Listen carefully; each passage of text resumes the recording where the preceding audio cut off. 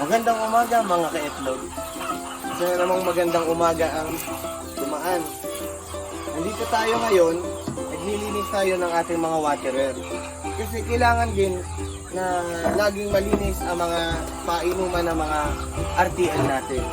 Hindi pwede na basta lang tayo refill ng refill araw-araw dahil syempre nako-contaminate din. Kailangan i-maintain natin na malinis sila loob at labas para ang mga manok natin ay hindi madaling magkasakit.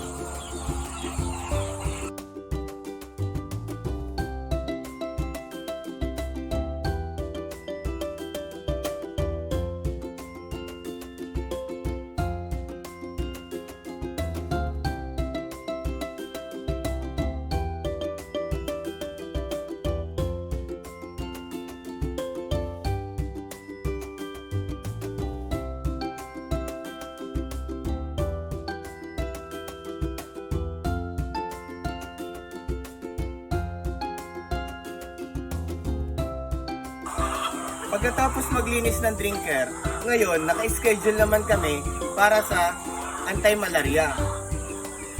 Kailangan lamang natin kumuha ng 5 ml na gamot na anti-malaria.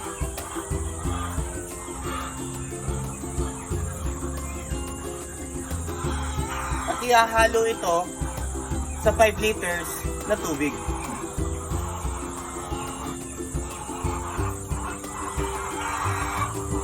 Hahaluin lamang natin itong mabuti at ilalagay na natin sa drinker natin. Tara, lagay natin.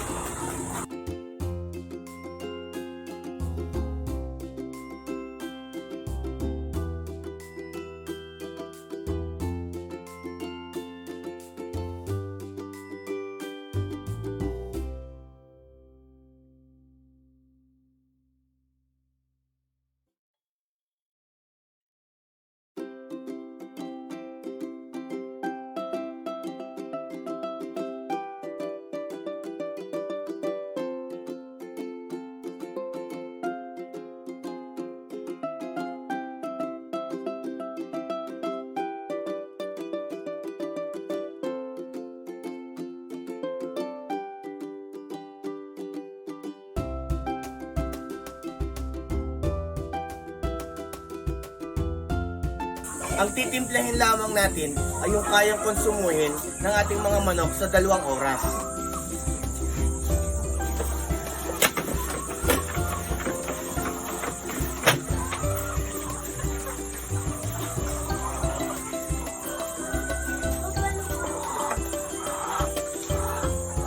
Taklo ba natin lagi? Huwag niyong kakalimutan. Para hindi mapapasukan ng mga lamok na pwedeng umitlog dito sa ating waterer.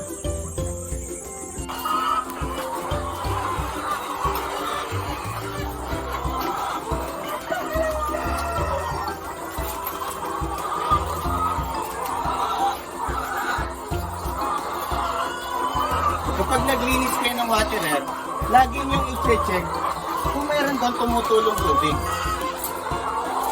Kagaya niyan, may tumutulog. Good yan. Ito, check natin. Okay.